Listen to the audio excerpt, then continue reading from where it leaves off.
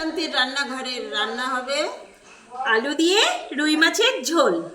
আলু দিয়ে রুই মাছের ঝোল বানানোর জন্য প্রথমে মাছগুলোকে ভালো করে ধুয়ে নিয়েছি, আর মাছগুলোকে ধুয়ে নিয়ে তার মধ্যে হাতের সাহায্যে লবণ হলুদ মাখিয়ে নিলাম। এখানে সমস্ত উপকরণ তৈরি করে নিয়েছি। একটা মিক্সির মধ্যে আদা রসুন কেটে রাখা পেঁয়াজ টমেটো কিছুটা পরিমাণে কাঁচা লঙ্কা দিয়ে ভালো করে পেস্ট করে নিলাম। কড়াইতে পরিমাণ মতন তেল দিয়ে তেলটা গরম হলে একে একে মাছগুলো দিয়ে দিয়েছি।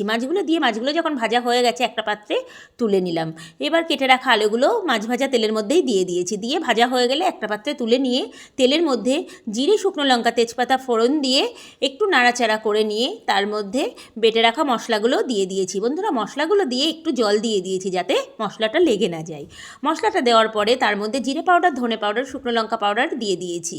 দিয়ে দেওয়ার পরে পরিমাণ মতো লবণ হলুদ দিয়ে একটু নাড়াচাড়া করে নিয়ে যখন মশলা থেকে তেলটা ছেড়ে দিয়েছে তার মধ্যে ভেজে রাখা আলুগুলো মশলার মধ্যে দিয়ে দিয়েছি। ভেজে রাখা আলুগুলো দিয়ে সামান্য একটু কষে নিয়ে পরিমাণ মতন জল দিয়ে দিয়েছি।